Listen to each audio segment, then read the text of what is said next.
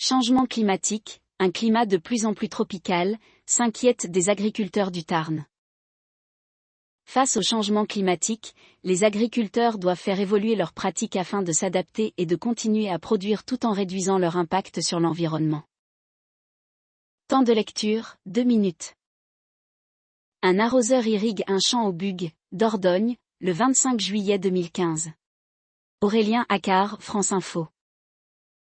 C'est la fin du Varenne de l'eau, mardi 1er février.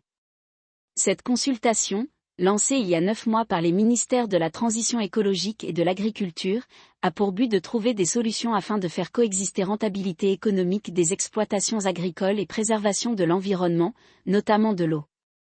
Car l'or bleu se fait de plus en plus rare à mesure que le changement climatique s'installe. C'est notamment le cas dans la région de Toulouse.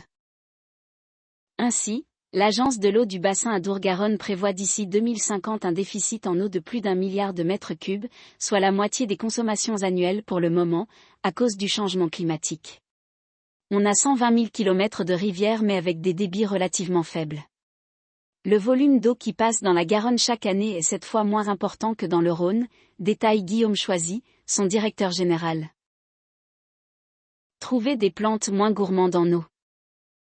Ce déficit est notamment causé des phénomènes de plus en plus extrêmes.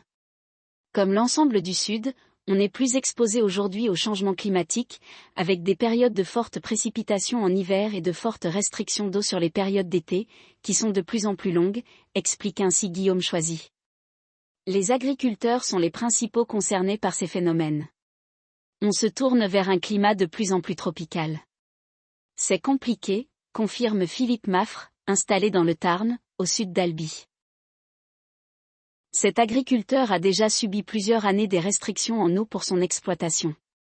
Il a donc décidé de changer le type de plantation sur ses sols. On a enlevé le maïs parce que c'est très gourmand en eau et on est passé sur des protéagineux et oléagineux, c'est-à-dire le soja, qui est beaucoup moins gourmand en eau. Il s'interroge maintenant sur l'intérêt de passer au sorgho, une plante originaire d'Afrique, encore moins gourmande en eau. Au-delà de la consommation d'eau propre à chaque plante, les calendriers des cultures tendent à se décaler. On a des périodes de plus en plus tardives, notamment sur le soja, raconte Philippe Maffre. On a aussi des stress hydriques sur la fin.